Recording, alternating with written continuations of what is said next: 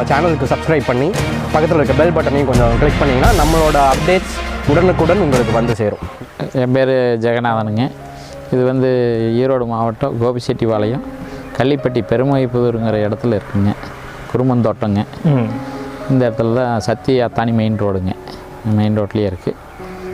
நான் வந்து இது வந்து ஒரு 3 வருஷமாக பண்ணிகிட்ருக்குறேங்க. எங்கள் தோட்டம் சொந்த தோட்டத்துலேயே பண்ணிகிட்ருக்குறேங்க. ஓகே சார், 3 வருஷமாக அந்த நாட்டு சக்கரை தொழில் பண்ணிக்கிட்டு இருக்கிறீங்க. இது எத்தனை மாத கரும்பு வந்து பார்த்திங்கன்னா நாட்டு சக்கரை செய்கிறதுக்கு கரெக்டான பருவத்தில் இருக்கும்? அதை எப்படி செய்கிறீங்க? அதை கரும்பு சாறு எடுத்துகிட்டு வந்து அதை சர்க்கரை எடுக்கிற வரைக்கும் எப்படி பண்ணுறீங்க அப்படிங்கிற அந்த ஸ்டெப்பு மட்டும் கொஞ்சம் சொல்லுங்கள் சார். 1 by 1 சொல்லுங்கள் சார். சார், இது வந்து பார்த்திங்கன்னா கரும்பு வந்தீங்கன்னா 12 மாதத்து பயிருங்க. அதாவது 10 மாதத்துலேருந்தே வந்து சர்க்கரை சத்து அதிகமாகிக்கும். 10 மாதத்துலேருந்து வெட்டலாங்க. 10 மாதம் 11 மாதம் 12 மாதம் இதில் வெட்டலாம். இந்த கரும்பை நாங்கள் தோட்டத்துலேருந்து வெட்டி கொண்டு வந்து போட்டு கரும்பு கிரசர்னு இருக்குது. அந்த கிரசரில் வந்து சாறு எடுத்து 500 லிட்டர் ட்ரம்மில் நிறைச்சிருவோம். நிறைச்சி அந்த ட்ரம்மில்ருந்து கொப்பரைன்னு சொல்லுவாங்க, காய்ச்சற கொப்பரை. காய்ச்சற கொப்பரை திறந்துட்டு அதில் வந்து சோடாப்பு சுண்ணாம்பு கொஞ்சம் வச்சு பச்சை பால்லையே வச்சிடணும். வச்சு தீ அரிச்சோம்னாக்கா மட்டிங்கிறது வரும், அதாவது அழுக்கு, அது வந்து ஒதுங்கிடுங்க. அதை வந்து மட்டி தரத்தை வச்சு கொஞ்சம் கொஞ்சமாக எடுத்துருவோம். அப்புறம் வைக்காது சோடாப்பு கொஞ்சம் கொஞ்சமாக வச்சு ஒரு 5 டைம் எடுக்கணுங்க. 5 டைம் எடுத்தோம்னா அப்புறம் வந்து ஒரு 1.5 மணி நேரம் வைக்காது வேக வைக்கணும். வேக வச்சோம்னா அது வந்து கொதிநிலைக்கு வந்துடுங்க, பாவுத்தன்மைக்கு வந்துடும். பாவுத்தன்மை வந்து அந்த ஏறுற போது பாவுத்தன்மைங்க. அது இறங்குறதுக்கு வந்து கொஞ்சம் தேங்காய் எண்ணெய் ஒரு 150 மில்லி போடணும். 150 மில்லி தேங்காய் எண்ணெய் போட்டோம்னா அது வந்து கொஞ்சம் இறங்கிடும். கொஞ்சம் நேரம் நல்லா வேக வரும்போது பார்த்திங்கன்னா கடுந்தன்மைக்கு வந்துடும். அது வந்து எடுத்து மைக்க இன்னொரு கொப்பரைக்கு மாற்றுவோங்க.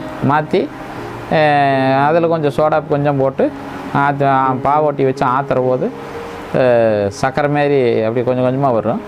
அதை வந்து முட்டி உரவார 2 வச்சு 2 இதாக தேய்ச்சி பண்ணிகிட்டே இருக்கணும். பண்ணிகிட்டு இருக்கிற போது பார்த்திங்கன்னா சர்க்கரையாகிடும் சுத்தமாக. ஓகே சார், இப்போ இந்த சர்க்கரை தயார் பண்ணிட்டீங்க. இந்த சர்க்கரை எந்த பாக்கெட் அளவில் நீங்கள் வந்து விற்பனை பண்ணுறீங்க? அந்த விற்பனை வாய்ப்பு எப்படி இருக்குது சார் உங்களுக்கு? நான் வந்து 1 கிலோ 2 கிலோங்க, 5 கிலோ 10 கிலோ இதுமாரி மக்கள் எப்படி கேட்குறாங்களோ அதுமாரி கொடுத்துட்ருக்குறேங்க. 30 கிலோ 50 கிலோ இதுமாரி கூட கொடுக்குறாங்க. விற்பனை வந்து இங்கேயே வந்து நாட்டு சக்கரை விழிப்புணர்வு அதிகமாக இருக்கிற காரணத்தினால மக்கள் எல்லாருமே இங்கே போகிற வழியில் நிறைய பேர் வாங்கிக்கிறாங்க. ஒரு சிலர் வந்து வெளியில் வாங்கிட்டு போய் நல்லா இருக்குது அப்படின்னு சொல்லிட்டு கேட்குறதுனால அவங்களுக்கு ஒரு சிலர் பார்சல் போட்டுவிடுவாங்க. ஓகே சார், இப்போ நாங்கள் வந்து பார்த்தீங்கன்னா தமிழ்நாட்டில் நிறைய இடத்துக்கு போயிருக்கோம். பட் இந்த நாட்டு சக்கரைங்கிற இந்த ஈரோடு மாவட்டத்தெல்லாம் அதிக லெவலில் இருக்குது. நிறைய அதாவது நாட்டு சக்கரை வந்து செய்கிறாங்க, சிறு தொழில் மாதிரி இங்கே செஞ்சுக்கிட்டு இருக்காங்க. மற்ற இடத்துல அந்தளவுக்கு நாட்டு சக்கரைன்னு சொன்னாலும் அது உண்மையான நல்ல நாட்டு சக்கரையா அப்படிங்கிறது தெரியல. ஸோ இப்போ நீங்கள் வந்து பார்த்தீங்கன்னா தமிழ்நாட்டில் உள்ள மற்ற மாவட்டங்களுக்கு இந்த நாட்டு சக்கரை நீங்கள் வந்து கேட்குறாங்க அப்படின்னா அனுப்பி வைக்க முடியுங்களா? இல்லை டீலர்ஷிப் மாதிரி உங்களால் கொடுக்க முடியுமா? நாங்கள் வெளியில் நிறைய பக்கம் இப்போ அனுப்பிச்சிட்டு தான் இருக்கிறேங்க. சென்னை பெங்களூர் வரைக்கும் கூட அனுப்பிச்சிட்டு தான் இருக்கிறேங்க. அப்போ யார் வேணாலும் கேட்குறாங்க, அனுப்பிச்சிட்டு தான் இருக்கிறேன். எல்லாத்துக்கும் அனுப்பிச்சிட்டு இருக்கிறேங்க. டீலர்ஷிப் கொடுக்குற அளவுக்கு நாங்கள் சக்கரை அதிகம் பண்ணுற போது யார் வேணாலும் கேட்டாலும் கொடுக்கலாங்க. சார், இப்போ வந்து பார்த்திங்கன்னா கரும்புலேருந்து கெமிக்கல் கலக்காமல் நாட்டு சக்கரை தயார் பண்ணுன்னு சொல்லியிருக்கிறீங்க. நாட்டு சக்கரை தொழில்னால நமக்கு எந்த லெவலில் பெனிஃபிட் இருக்குது, அதே மாதிரி இது சாப்பிட்றதுனால மக்களுக்கு என்னென்ன பெனிஃபிட்டு, அதை பற்றின முழு விவரங்கள் கொஞ்சம் சொல்லுங்கள் சார் நேயர்களுக்காக. இது வந்துங்க நாங்கள் எங்களை சொந்த தோட்டத்தில் கரும்பு எடுத்து நாங்களே அரைச்சி நாங்களே பண்ணுறோங்க. சொந்த தோட்டத்தில் கரும்பு முடிகிற பட்சத்துக்கு வெளியில் கொஞ்சம் எடுத்து பண்ணுறோங்க. மேக்ஸிமம் பார்த்திங்கன்னா ஒரு 12 ஏக்கரா நம்மளே கரும்பு சொந்த கரும்பு போட்டிருக்குறோங்க. இதில் எடுத்துவோ மிச்சம் வெளியிலேருந்து கரும்பு எடுக்கிறேங்க. இந்த கரும்பு சக்கரை பார்த்திங்கன்னா மூட்டு வலி, சுகர் பேஷண்ட்டு கூட சாப்பிட்லாங்க. சுகர் பேஷண்ட் சுகர் வராது. முன்னெல்லாம் அந்த காலத்துலலாம் பார்த்திங்கன்னா சுகர் பேஷண்ட் எல்லாமே சுகருங்கிறதே கிடையாது. நாட்டு சக்கரை குடிச்சிருந்தாங்க. அஸ்கா குடிச்ச காலத்தில் தான் வந்ததில் தான் சுகர் பேஷண்ட் அதிகம். சுகர் கம்ப்ளைண்ட்டெல்லாம் வராதுங்க, எல்லாருமே குடிக்கலாங்க. இதில் வந்து நாங்கள் வந்து நாட்டு சக்கரை சுண்ணாம்பு சோடாப்பு இதை மட்டும்தான் வச்சு கெமிக்கல் யூஸ் பண்ணுறதில்ல. ஹைட்ரோஸு அஸ்கா இதெல்லாம் எதுவுமே யூஸ் பண்ணுறதில்ல. இதில் வந்து சுக்கு மிளகு ஏலக்காய் இதெல்லாம் போட்டு இன்னொரு ஐட்டம் ரெண்டு ஐட்டமாக பண்ணிகிட்ருக்குறேங்க. ஆவாரம்பூ இதெல்லாம் போட்டு பண்ணுறேங்க. ஆவாரம்பூ சுக்கு மிளகு இதெல்லாம் போடுறதுனால சளி தொந்தரவு, சுகர் பேஷண்ட்டுக்கு இதெல்லாமே கொஞ்சம் நல்லா இருக்குங்க இந்த சக்கரை. ஓகே சார், இப்போ நீங்கள் இந்த நாட்டு சக்கரை 2 விதமாக பண்ணுறேன்னு சொல்லியிருந்தீங்க. ஆமாங்க. ஒவ்வொரு விதத்தையும் பற்றி கொஞ்சம் தெளிவாக மக்களுக்கு சொல்லுங்களேன். இது நார்மல் சர்க்கரைங்கிறது பார்த்திங்கன்னா சோடாப்பு, சுண்ணாம்பு, தேங்காய் எண்ணெய் இது மட்டும்தான் வச்சு பண்ணுவோங்க. ஸ்பெஷல் சர்க்கரை அதாவது சுக்கு சர்க்கரைன்னு சொல்கிறதுல வந்து பார்த்திங்கன்னா சுக்கு, மிளகு, ஏலக்காய்ங்க, ஆவரம்பூ, செம்பருத்தி பூ, திப்பிலி, கடுக்காய், அதிமதுரம், ஒரு 8 ஐட்டம் அதில் கலந்துருப்புங்க. இதில் ஒவ்வொன்றும் ஒவ்வொரு வேலை செய்யும். இந்த குறுமிளகு வந்து சளி தொந்தரவுகள் இதெல்லாம் இருக்கும். ஆவரம்பூ சுகர் கண்ட்ரோல் பண்ணுங்க. அதனால் வந்து ஒவ்வொன்றும் ஒவ்வொரு கண்ட்ரோல் பண்ணதுனால இது ஒரு ஐட்டம் பண்ணிகிட்ருக்கேன். 2 ஐட்டமாக பிரித்து பண்ணிகிட்ருக்குறேங்க. நாட்டு சர்க்கரையிலேயே 2 ஐட்டமாக பண்ணுறேங்க. Okay sir. இப்போ வந்து பார்த்தீங்க அப்படின்னா ஒரு டேங்க் 500 லிட்டர்னு சொல்லியிருந்தீங்க சார். இப்போ இந்த 500 லிட்ரு சாறு எடுத்தீங்க அப்படின்னா அதில் எத்தனை கிலோ சர்க்கரை வரும்? அது மாதிரி ஒரு நாளைக்கு எத்தனை டேங்க் அது மாதிரி நீங்கள் பண்ணுறீங்க சார்? இது 500 கிலோ பாலில் பார்த்தீங்கன்னாக்கா 90 கிலோ சர்க்கரை, 95 கிலோ, 100 கிலோ கரும்பை பொறுத்து வருங்க. ஓகே. கரும்பை பொறுத்து 100 கிலோ ரேஞ்சில் வருங்க. அப்புறம் அதேமாதிரி பார்த்திங்கன்னா பனி காலத்தில் சர்க்கரை அவுட்டன் அதிகமாக வரும். வெயில் காலத்தில் கொஞ்சம் கம்மியாக வரும் சர்க்கரை. ஒரு நாளைக்கு பார்த்திங்கன்னா 5 அரசில் எடுப்போங்க. 450 கிலோ சர்க்கரை உற்பத்தி பண்ணுறோம். Okay sir. இப்போ வந்து பார்த்திங்கன்னா 500 கிலோ சாறு எடுத்தீங்க அப்படின்னா கிட்டத்தட்ட ஆல்மோஸ்ட் ஒரு 100 கிலோ வருதுன்னு சொல்கிறீங்க. அது மார்க்கெட்டில் நீங்கள் என்ன விலைக்கு கொடுக்குறீங்க? அதே மாதிரி இந்த நம்ம தயார் பண்ணுற நாடு சர்க்கரை எவ்வளோ மாதத்துக்கு நம்ம உபயோகப்படுத்தலாம்? அது மாதிரி எக்ஸ்பைரி டேட்டு இதில் நாளில் தான் பயன்படுத்தணும் அப்படின்னு கால வரையறை எதுவும் இருக்குங்களா? அதை பற்றி கொஞ்சம் சொல்லுங்களேன். ஸோ இது பார்த்திங்கன்னா நாங்கள் வந்து 60 ரூபாய்க்கு இங்கே வந்து கிலோவுக்கு 60 ரூபாய்ன்னு கொடுக்குறோங்க. மொத்தமாக எடுக்கிற போது பார்த்திங்கன்னா 55 ரூபாய்க்கு கொடுக்குறேங்க. அந்த சுக்கு, மிளகு, ஏலக்காய் இதெல்லாம் போட்ட சர்க்கரை பார்த்திங்கன்னா 80 ரூபாய்க்கு கொடுக்குறேங்க. இதில் வந்து எக்ஸ்பைரி டேட் பார்த்திங்கன்னா 1 வருஷத்துக்கு வச்சுக்கலாங்க சர்க்கரை. இது வந்து நல்லா பதமாக இதே இருக்கிற போது 1 வருஷத்துக்கு சர்க்கரை கெடாதுங்க. இப்போ நாட்டு சர்க்கரையே நிறைய பேர் எல்லா விதத்துலேயும் கலப்படம் வந்துருச்சு. நாட்டு சர்க்கரையிலும் சில பேர் கலப்படம் பண்ணுறாங்க. நம்ம சுத்தமான நாட்டு சர்க்கரையும் கலப்படம் பண்ண நாட்டு சர்க்கரையும் அதை நம்ம எப்படி வேறுபாடு எப்படி சார் கண்டுபிடிக்கிறது? சுத்தமான நாட்டு சர்க்கரைன்னு பார்த்திங்கன்னா சோடாப்பு, சுண்ணாம்பு, எண்ணெய் இது தான் வச்சு எடுக்கிறேங்க.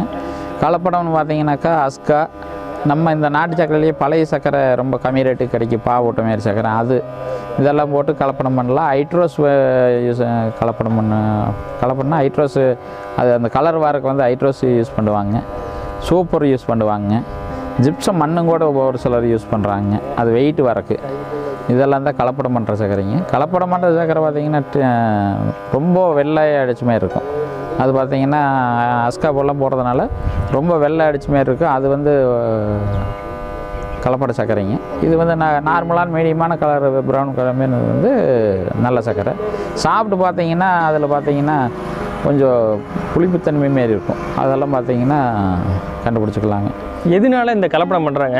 கலப்படம் பண்ணுறதுனால இப்போ நீங்கள் உங்களுக்கு 500 கிலோ சாருக்கு 100 கிலோ வருது அப்படிங்கிறீங்க. அப்போ கலப்படம் பண்ணையில் அது அளவு அதிகமாக வருமா எப்படி சார்? கலப்படம் பண்ணிங்கள பார்த்தீங்கன்னாக்கா 1/2 ட்ரம் பால் தடிப்பாங்க. 250 கிலோ பால் அடிச்சுங்க. 250 லிட்டர் பால் அடித்து 1 மூட்டை அஸ்காங்க, 1 மூட்டை பழைய சர்க்கரை போட்டினாங்கனாக்கா அது கிட்டத்தட்ட பார்த்திங்கன்னா ஒரு 150 கிலோ அந்த ரேஞ்சில் வந்துடுங்க. 150 கிலோ சர்க்கரை வரும். ஓகே. இது பார்த்திங்கன்னா ரேட்டு கம்மி. அஸ்காவும் பழைய சர்க்கரையும் ரேட்டு கம்மி. அதுக்கோசரம் அது கலப்படம் பண்ணி விற்கிறாங்க. இந்த கலப்படம் பண்ணுற சர்க்கரையை பயன்படுத்தினால மக்களுக்கு எதுவும் கெடுதல் உண்டுங்களா? கண்டிஷனாக அஸ்கா வேண்டான்னு தான் இது பண்ணுறேங்க.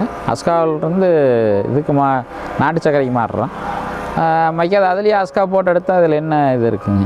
அப்புறம் ஹைட்ரோஸ் வந்து பார்த்திங்கன்னா அஸ்காவில் யூஸ் பண்ணுறதை விட கெமிக்கல் அந்த ஹைட்ரோஸுங்கிற இது அதிகம். ஓகே. நச்சுத்தன்மை அதிகம். Okay sir. அதில் யூஸ் பண்ணுறேன். இப்போ வந்து பார்த்திங்கன்னா சார் பரவலாக வந்து பார்த்திங்கன்னா சர்க்கரை கரும்பு இதுதான் கிடைக்கிது, சர்க்கரை தான் கிடைக்கிது. ஸோ அந்த சர்க்கரைக்கும் நாட்டு சர்க்கரைக்கும் விலையில் எந்த அளவுக்கு வித்தியாசப்படுது? அதே மாதிரி இந்த சர்க்கரைக்கும் அந்த சர்க்கரைக்கும் உள்ள வித்தியாசம் என்ன சார்? நீங்கள் அஸ்கா சர்க்கரைக்கும் இதுக்கும் கேட்குறேன். ஆமாம் சார். அஸ்கா சர்க்கரை பார்த்திங்கன்னா 35 ரூபா இந்த ரேஞ்சில் தான் இருக்குதுங்க. இது பார்த்திங்கன்னா நல்ல சர்க்கரையை பார்த்திங்கன்னா 50 ரூபா 60 ரூபாய்க்கு கம்மியாக யாரும் கொடுக்க முடியாதுங்க. 50 ரூபாய்க்கு கம்மியாக கொடுத்தாங்கனாக்கா அது நிச்சயமாக வந்து கலப்படம் பண்ணாத கொடுக்கவே முடியாதுங்க. ஏன்னா 50 ரூபா கிட்டத்தட்ட காஸ்ட் ஆயிருங்க. வெளியில் கரும்பு வாங்கி கரும்பு பார்த்திங்கன்னா டன்னு பார்த்திங்கன்னா 3400 ரூபாய்ங்க. இங்கே இந்த அடித்து இது பண்ணுறதுக்கு வந்து 900 ரூபா இது வாங்குறாங்க. அப்புறம் சூப் இந்த ஹைட்ரோஸ் இந்த இதெல்லாம் வந்து போடுறதே இல்லைங்களேங்க. அது சோடாப்பு, எண்ணெய், சுண்ணாம்பு இது 3க்கு பார்த்திங்கன்னா அப்படி இப்படின்னு செலவு ஒரு 100 ரூபாய் ஆயிரும். கிட்டத்தட்ட பார்த்திங்கன்னா 50 ரூபா அசல் ஆயிருங்க. 50 ரூபாய் அசல் ஆகிற போது கம்மி ரேட்டு கொடுத்தாங்கன்னா கலப்படம் இல்லாத கொடுக்கவே முடியாதுங்க.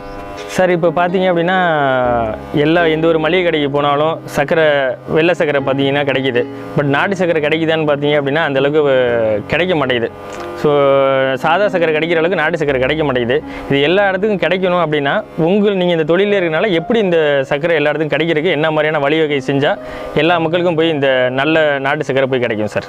சார் நான் இப்போது இங்கே நிறைய பேர் வர்றாங்க சார், கஸ்டமர் வர்றபோது பார்த்தீங்கன்னா விலை என்னென்னு கேட்குறாங்க. நம்ம 60 ரூபாய்ன்னு சொன்னோம்னாக்கா எங்கே அங்கே 40 ரூபாய்க்கு கொடுக்குறாங்க, 45 ரூபாய்க்கு கொடுக்குறாங்க. அது வந்து கலப்பட சர்க்கரை தான் கொடுக்க முடியும். அதனால் வந்து எல்லாருமே சுகர் பேட்டரி கரும்பு கொடுக்கறதுக்கு விரும்புகிறாங்க. இப்போ நம்மக்கிட்ட கொடுக்க மாட்டேங்கிறாங்க. இல்லைன்னா அவங்களே கூட உற்பத்தி செய்வாங்க சர்க்கரையை. விலை இல்லாத காரணத்தினால தான் இது பண்ணுறாங்க. இதே கவர்மெண்ட்டே பார்த்து எடுத்து ரேஷன் கடையில் எல்லாமே அஸ்காவுக்கு பதிலாக நாட்டு சக்கரை கொடுத்தாங்கனாக்கா இது உற்பத்தி அதிகமாக பண்ணலாங்க. விவசாயிகளுக்கும் நல்லாயிருக்கு, ஒரு பெனிஃபிட்டாக கிடைக்கும். எங்கள் மாரி இருக்கிற ஆலைகளுக்கும் கொஞ்சம் நல்ல ஒரு இதாக கிடைக்கும் சார். இப்போ இந்த நாட்டு சக்கரை தயார் பண்ணுறதுல கரும்பு முக்கியமான ஒரு பொருளாக சொன்னீங்க. அது இல்லாமல் ஒரு 3 பொருள் சொல்லிக்கிறீங்க. என்னென்னு பார்த்தீங்க அப்படின்னா சுண்ணாம்பு சொல்லிக்கிறீங்க, தேங்காய் எண்ணெய் சொல்லிக்கிறீங்க, அடுத்து சோடா மாவு சொல்லிக்கிறீங்க. இந்த 3 பொருளும் கட்டாயமாக இதில் சேர்க்கணுமா? சேர்க்கறதுனால மக்களுக்கு என்ன பெனிஃபிட்டு, சர்க்கரையில் என்ன தன்மை மாறுது இதில்? இது பார்த்திங்கன்னா சோடா பார்த்திங்கன்னா அழுக்கு எடுக்கிறதுக்கு சோடாப்பு கம்பல்சரி போட்டு தாக்கணுங்க. அப்போ தான் சோடாப்பு. இது மாவுக்கு போடுற சோடாப்பு தான். நம்ம இட்லிக்கு மாவுக்கு போடுறோங்க, அது சோடாப்பு. அதனால் கெடுதலே கிடையாது. இது சுண்ணாம்பு கால்சியம் சத்து அதிகங்க. அதனால் அது ஒரு பெனிஃபிட்டு. சர்க்கரை நல்ல மரமரப்பு தன்மையாக அது ரொம்ப நாளைக்கு கெடாது இருக்குது. இனிப்பு கொஞ்சம் கூட்டி கொடுக்குங்க. எண்ணெய் அந்த பதம் வர்றதுக்கு எண்ணெய் போட்டு தாகணும், தேங்காய் எண்ணெய் போட்டு தாகணுங்க.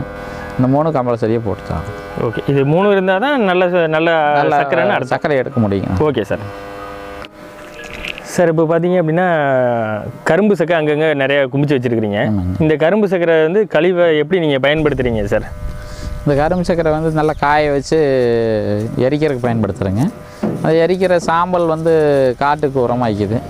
அந்த மேலே மட்டின்னு சொன்னோம் பார்த்தீங்கன்னா, அந்த மட்டியும் இந்த சாம்பலையும் நல்லா கலந்து கொடுக்குற போது காட்டுக்கு இயற்கை உரமாக்கிதுங்க. அது நல்ல இதாக இருக்குது. சக்கை எரிக்கிறதுக்கு மட்டும் யூஸ் ஆகும், எரிபொருளுக்கு அதை பயன்படுத்தலாம். சார் இவ்வளோ நேரம் பார்த்தீங்கன்னா ஃபார்ம் தமிழா நேயர்களுக்காக கரும்பு சக்கரை நாட்டு சக்கரை எப்படி தயார் பண்ணுறதுங்கிற பற்றின விவரங்களை அற்புதமாக சொல்லிக்கிறீங்க. ஸோ ஃபார்ம் தமிழா சேனல் சார்பாக எங்களோட நன்றியை தெரிவிச்சுக்கிறோம் சார். நன்றி, ரொம்ப நன்றிங்க.